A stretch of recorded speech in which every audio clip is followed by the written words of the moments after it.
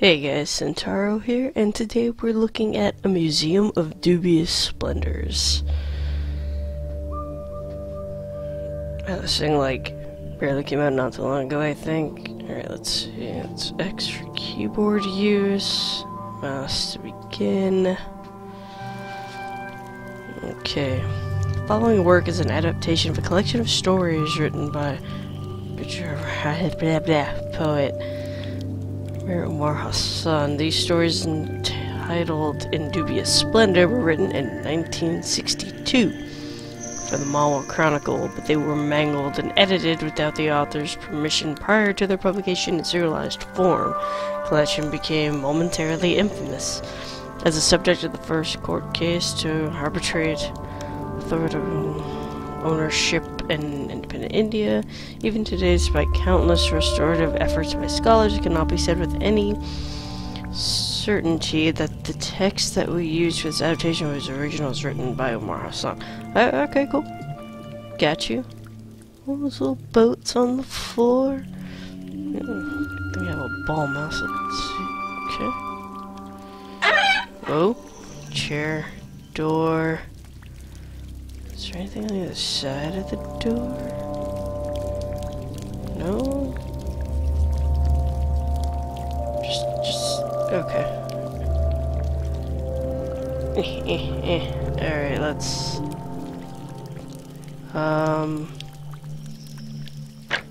let's go ahead and leave.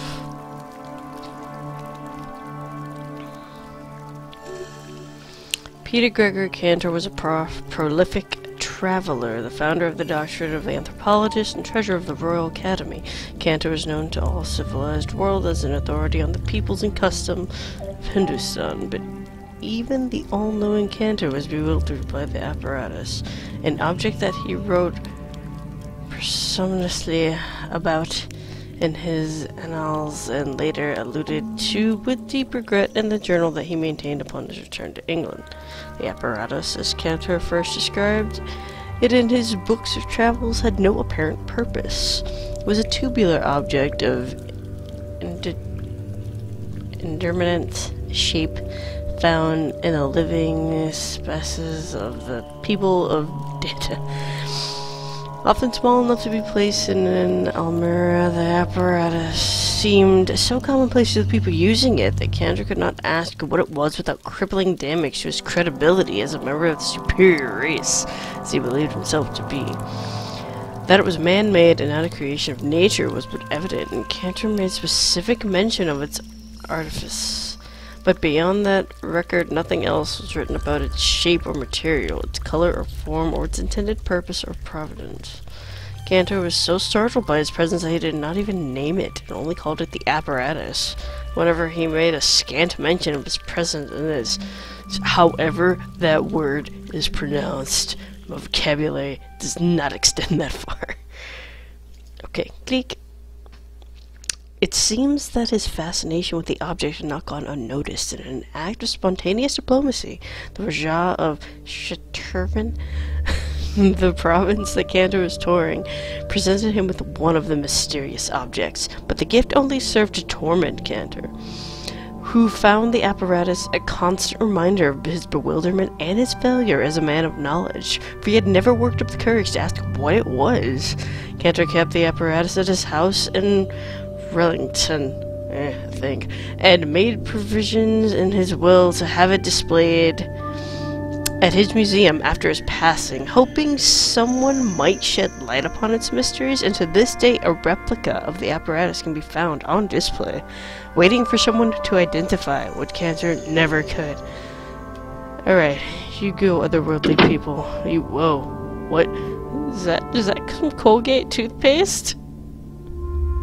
Well, there's other doors, and there's hands, and can I open you? No? Oh, okay, well there are other doors with some kind of numbers, but let's see what's going on. Okay, and toothpaste, and oh, there's another hand. Okay. Let me see. Can I click it? No. It's really ginormous, though. And I can't sit in the chair. Okay, let's go with this door.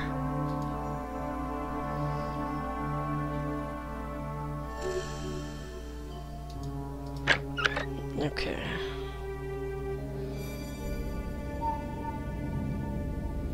In the land of Couture, the valley of the Batra, there lived a clan of giants. Theirs was a thriving community, content to remain aloof from the other denizens of the world. And though the giants would on occasion trade with the gods or enslave tiny mortals, most of them rarely left the confines of the valley, for the giants were always occupied with grand celebrations. They celebrated every event with feasts and revelry, be it the occasion of birth or a bath. It was during one such celebration upon the marriage of the great giant prince Bosho Sikandar and Princess Buni Begum that Bashet, the younger brother of Prince Bosho, commenced a tantrum that threatened to derail the venerable event. Bashet, I don't know how to pronounce it, having recently witnessed a mortal wedding, wished to have musicians aplenty for this marriage as well. In vain did the gathered guests try to explain to him that giants were not meant to play music, that their hands were not made for the delicate strumming of the sitar or oud, or for the dexterous movements of the tabla. In vain did they try to explain that only mortals could become musicians, for their tiny bodies could cradle the instruments with the care that the giants could never muster. Poor Berber. But Boschetti remained stoically seated, cheeks puffed and arms crossed, unmoved by the pleas around him. And so it was that the famous musician from the mortal realm was called upon to play at the wedding of Bosho and Buni. The musicians arrived the very next day, carried on the back of a giant. Sore from the journey and famished, they were invited to the nightly feast before commencing their performance. But with such unseen splendors of a giant's feast before them, the famished musicians could not help but stuff themselves to the brim. They ate until they were unable to talk and move, far less sing and play, and could not be roused from their slumber when called upon to entertain the giants who had gathered for the wedding. The wedding guests were furious at this insipidity of the musicians that they had gone to so much trouble to acquire, and Boschetti called for the musicians to be punished with giant jails too large to contain such puny creatures. The musicians were all thus imprisoned in a box that was lying about. In this box, retrieved long after the reign of giants had ended, that now edifies a room at the museum. What? That's not even a... It's a cassette tape. Is there anything else? Oh, look at the wallpapers of all Brewsters. That is, big old cassette tape. How the heck did they get shoved in there? Gotta wonder, okay. Let's go ahead and go in here.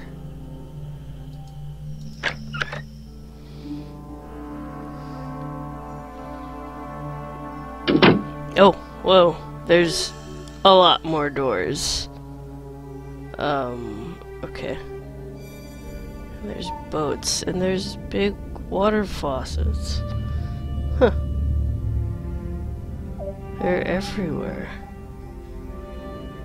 Whoa. Okay, is there 4 on each? Oh, there's only 2 there. Huh. That's pretty cool. Alright, next door. Let's see. When Daroji died and his funeral was completed, all that was left was for his lawyer Mehta to distribute the property as bequeathed in the will. The house was divided between the 3 sons and their families, and the rest of the property similarly dispatched to other relatives. Every tiny object, from the cutlery to the embroidered kurta, and even the table fan with the bent blades, were given to some members of the family, distant and close, with a carefully drafted note of personal import that Daroji had written prior to his passing. Such a meticulous distribution of his earthly acquisitions did not surprise Meta, who, in Doroji, had found both a conscientious colleague and a lifelong friend. So it came as some surprise to everyone when he found an apparatus in Doroji's possession of which no mention at all was made in the will. Try as he might, Meta could not discern any use for the object. No one in the family had seen or ever heard of this quaint apparatus, as it purposely could not be fathomed nor its materials identified. Its place of discovery was also surprising, for it was found on Doroji's deathbed, resting below his head in the moments prior to his death, as if it were a possession of great value. Bewildered by this unexplained object, Meta was only too glad to donate it to the museum, where it now resides. What? It's a pillow. What the? Can't figure this out. It's found underneath his head, you know. It looks really soft, though. It looks kind of like one you would get from Hobby Lobby. Wallpaper's nice. And then you got boards. There's a door right here. Okay, let's see.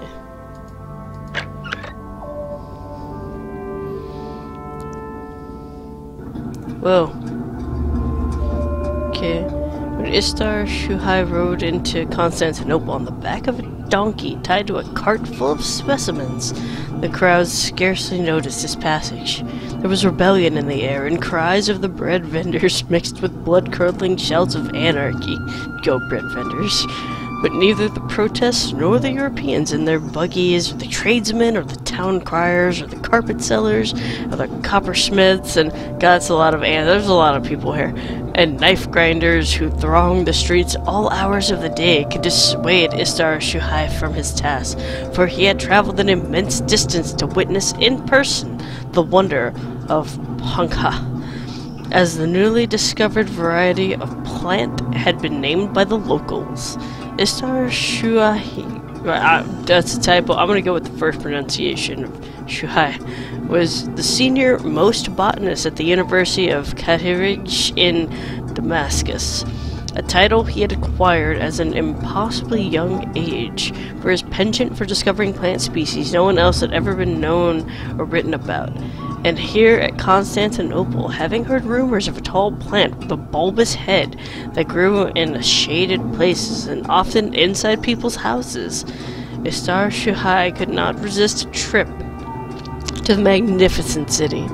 He spent the entire summer battling flies that infested the dusty air and collecting samples and specimens to be grown later at the university's gardens. He would force his way into people's houses with a few polite phrases, brandishing a firman that he himself had written as if it were a regal right, and then proceeded to take careful notes on the appearance and behavior of the Punkha plant. Of his notes, few have survived, but we know that he took particular interest in the peculiar nature of the foliage and noticed that the main stem was slender and appeared to never branch. He also found varieties where the stem, we'll go with varieties, where the stem was nearly absent, with only the broad, bulbous foliage adorning the plant. In the 6th week of this enterprise, Istar Shuhai met Benjamin Wheeler, really? Like from Baby Daddy? A British military surgeon who professed himself much interested in Istar's work and his discovery of the Punkha plants. For the next 2 weeks, Wheeler accompanied Istar on his expeditions, toiling alongside the botanist to collect specimens. But a few days prior to Wheeler's return to England, Istar Shuhai was killed. He had tumbled down a well while searching for a sapling and had drowned. Well, that sucks. A sudden and unexpected death that was swallowed and forgotten in the tumult of the times. Wheeler, who was familiar with Istar's work, took under his charge the specimens of the Punkha plant, and even appropriated the botanist's notes. For he reasons, what better way to honor his colleague than to continue his work? Wheeler's return to England was celebrated, and the plant quickly became a staple of urban life. Grown and harvested with increased frequency, it became an ubiquitous fixture in many homes and the source of Wheeler's prosperity. But long after Wheeler's return from Constantinople, people continued to wonder if Ishtar Shuhai's demise had truly been a natural one. Ooh, yes. That sent to murder. What? I see nothing but fans. That's where their noise is coming from. Really? That's all I'm gonna get is fans? Pretty tall, though. Okay. And of course, the chair. Okay, let's see. Let's go ahead with this door right here.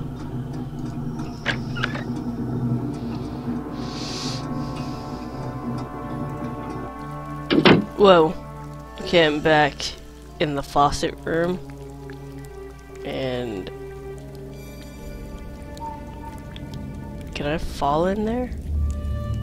No, but I can walk over it. Let's try this door.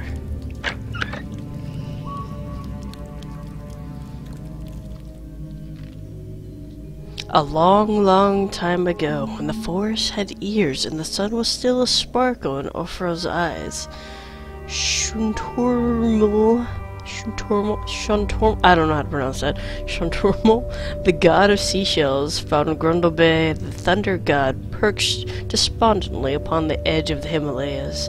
Ever eager to help, Shunturmul asked his fellow immortal what ailed him so. Allied, really? And Grundlebay moaned in reply, "Oh, Shantur, I cannot help but bemoan my sorry state. If only I had an extra pair of eyes at the back of my head, then I would not have to turn around to see what was behind me all the time."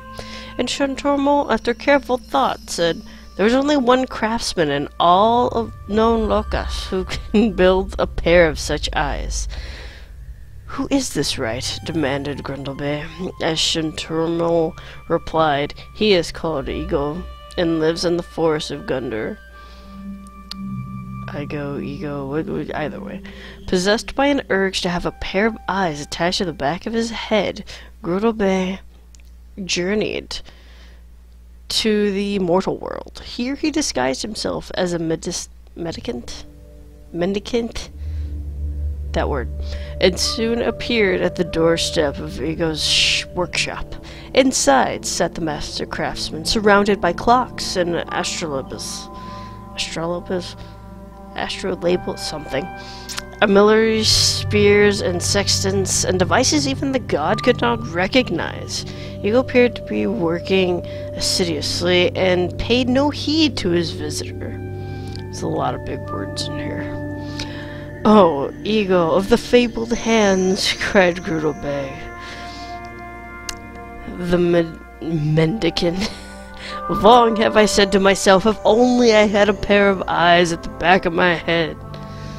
Will you not craft me one such pair? You shall have my heartfelt blessings in return." Ego replied without looking up, "I am busy, much too busy." And with that, he refused to say any more. Grundlebay returned to the forest next year, this time disguised as a pasha, with a retinue of armed and mustachioed guards. He reached the workshop and found Ego at his bench, as if no time had lapsed since the god had last been here in the guise of a mendicant. "Oh, Ego of the fabled hands," growled Grundlebay with the pasha. "Long have I said to myself, if only I had a pair of eyes at the back of my head. You shall craft me one such pair, or I shall have my guard throw you to the crocodiles." And still, Ego, engrossed in his work, replied with a dismissive shake of his head, "I am busy, much too busy," and with that refused to say more. His patience wearing thin, Grundlebay snapped himself into his natural form and reappeared at the workshop in his godly glory. And still Ego would not deign to look up from work that absorbed him so. "Ego!" thundered Grundlebay, his voice like a boom of a cannon. Long have I said to myself, if only I had a pair of eyes at the back of my head. I demand that you craft me one such pair immediately. And again, the unheeding Ego replied, later. I will craft it later, for I am busy. Much too busy.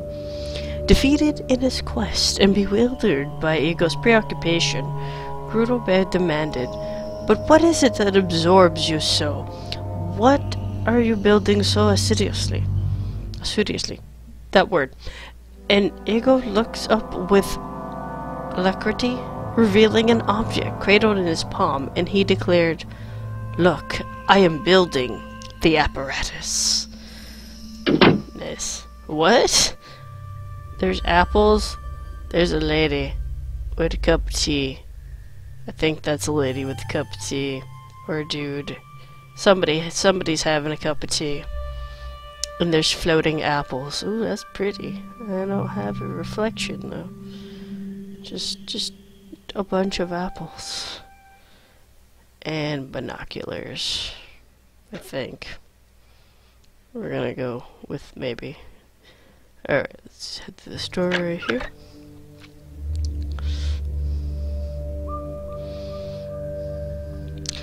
Little has been written of the legendary cobbler Maharaj Thalkat. It is of course known to all connoisseurs of the Thal history that Thalkat was the first of the 3 cobbler kings who ruled the kingdom of Gatrapada. What little we know with certainty about this reclusive king and his short but prosperous reign is to be found in the journal of Ibn Hamid, an Egyptian traveler who found welcoming at the kingly court for several years. Of all the chapters that Hamid wrote about the reign of Talkat, none is so remarkable as the story of the strange container and how the cobbler king created it. It is said, Ibn Hamid records, that long before Thalkat was a ruler of Gotaprada, he lived inside the belly of a giant camel and traveled the desert searching for water holes. One day when Thalkat was riding in his camel, his mount was attacked by desert wolves. These demonic creatures tore the throat of his camel, and Thalkat only survived because he had the presence of mind to turn himself into a tick and hide within the folds of the fur of one of the wolves. Here he stayed, ensconced until the creatures had eaten their fill of the camel and retired to sleep, snoring with contentment.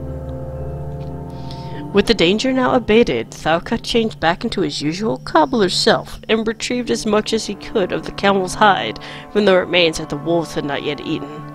He then proceeded to sew the hide together to craft a container where he could store a record of his remarkable adventure.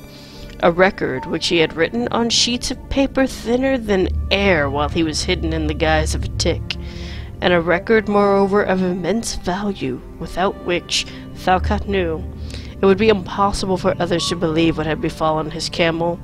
He worked feverishly, afraid that the wolves might wake up any moment and eat him. As the sun rose in the east, he finished his grisly task and left the site of his camel's massacre, with his container by his side, and after days of hard travel reached the safety of the city of Isfahan. This container, that accompanied the venerable personage of the first of his great adventures, is shown here at the museum. Oh, cool. He made like a satchel. A pack. That's pretty neat.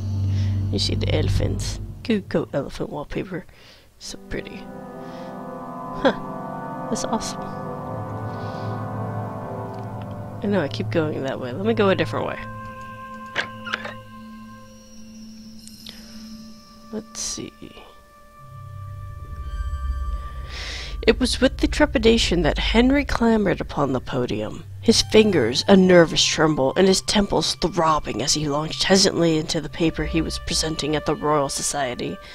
Conscious of the blasphemous nature of his disclosure, and perhaps anticipating the scorn that inevitably followed, Henry stopped at every third syllable, mumbling.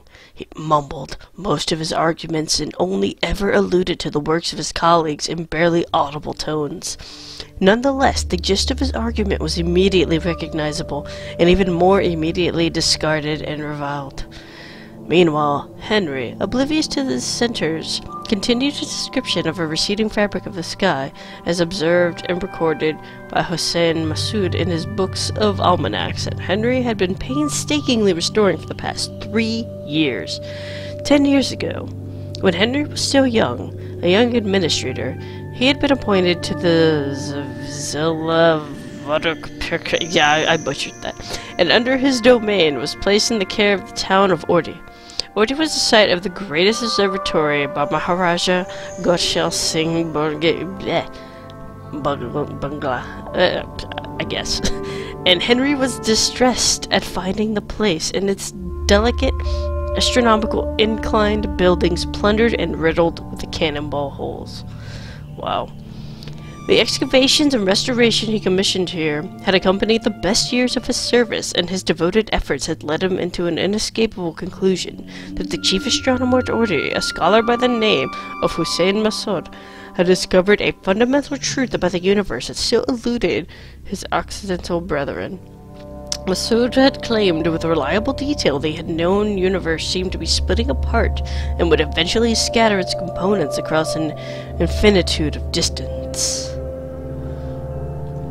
It was the need to share this observation that had occasioned his lecture at the Royal Society, but Henry realized it had all been a mistake.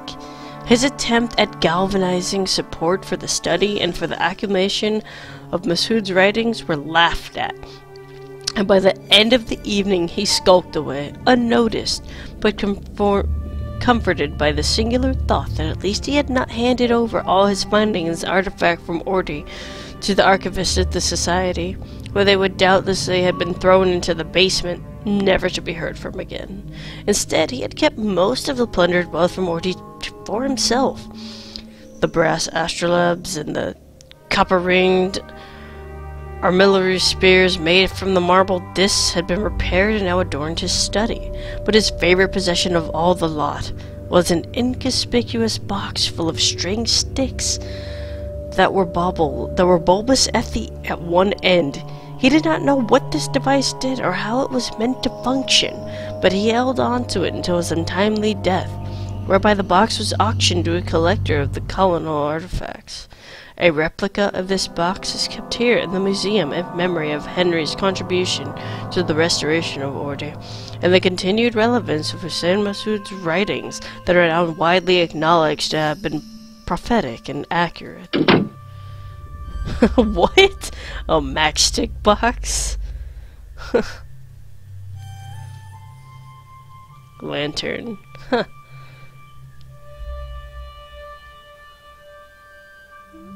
Okay, so we're gonna go inside this door.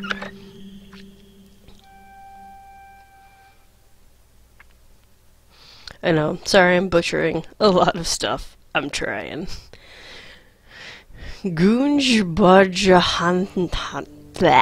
Hanath was a simple soul, a core merchant by trade and a devout worshipper of Kaju Bhagavan.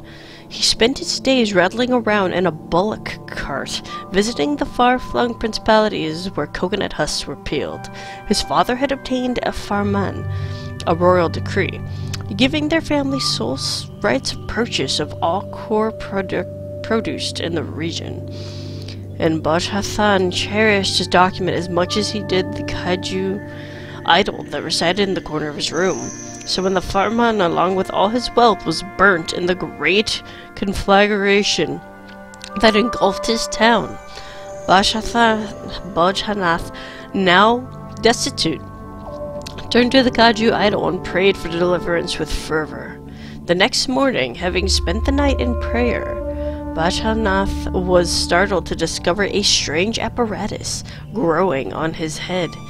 It was a little to the side of his nose, and he could not quite see it, so he did not know what it was or what it looked like. He did not even know what it did or where it came from.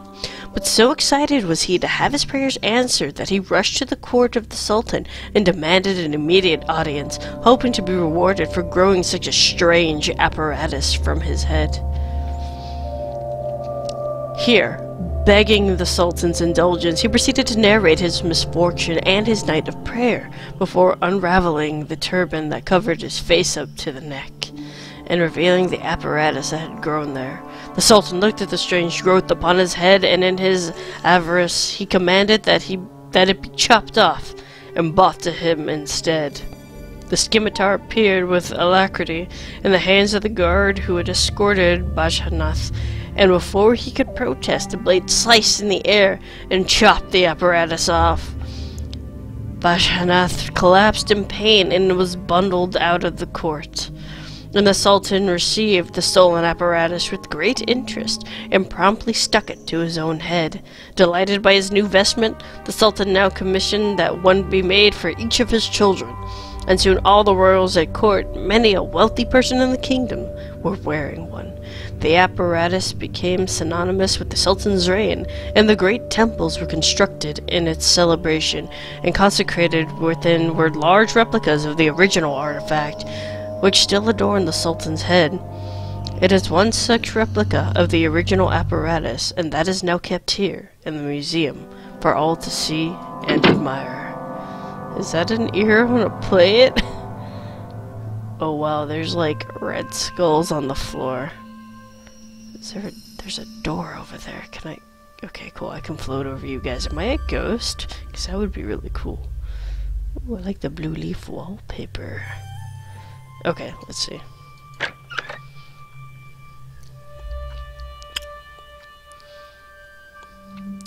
A long time ago, long before the wind was stretched across the hole in the sky, all gods and all demons lived in great harmony. Despite their differences, there was no conflict between them, and they met and celebrated every night, emptying countless pots of toddy for the 9 worlds and chewing the choicest of bhang. And when the revelry was over, they would count the stars in solemn ritual, and derive deep satisfaction from the fact that they invariably agreed upon the total number of stars that were in the sky. But yeah, you gotta make sure they're the right number, right?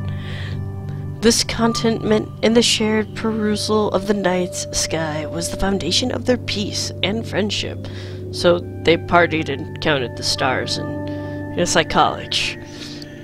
But Ajmal, the god of fingernails, that's right, take a look at them pretties, a demigod and a mischief maker who dearly loved the battle and the tumults of war, could not be content with such insipid peace. It irked him to see these celebrations, and he yearned for a rousing skirmish. Ajmal's crafty mind soon concocted a devious plan. Begging leave to be excused from the nightly revels, he decamped to the remote realm of Barad, where he spent years crafting a magnificent yantra, a device that with a brilliant explosion could send a star shooting into the sky to join its infinite brethren. With this device in one hand, he took aim at the edge of the horizon, and with the press of a lever, let loose a shining ball of his own, such that it lodged at the very tip of evenfall. That night, when the Celestials gathered in the revelry and proceeded in their ritualistic count, the demons counted countless stars in the sky, but the gods counted countless stars and then one, because the star that Ajmal launched in the sky was so cunningly crafted that it could only be seen by the keen eyes of the gods, and the demons, who were characteristically nearsighted, could not see the northernmost star that had been so recently added to the firmament. The difference in count sowed a seed of such deep distrust and discord that the next morning saw the gods and demons bashing each other on the battlefield. Oh man, sounds like elementary school. Great engines of war were built, moats dug, castles erected, spears sharpened, scimitars dipped in the ceremonial blood of beetles, as the armies clashed and roiled for the centuries untold. The yantra that Ajmal had built now lay forgotten in his workshop amidst the excitement of war, and it was from here that the yantra was stolen by the mortals, who perceived it as a great capacity for violence.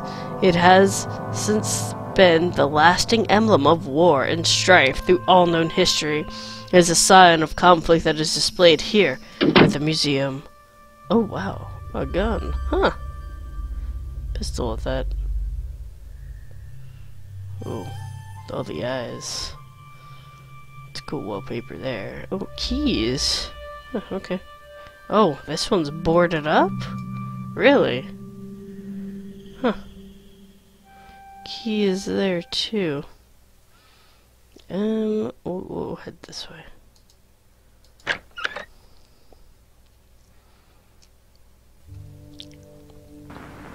Whoa. Oh, it's following my vision. Huh. Butterflies, pencils. Whoa. There's like a TV within a TV thing going on here. Whoa.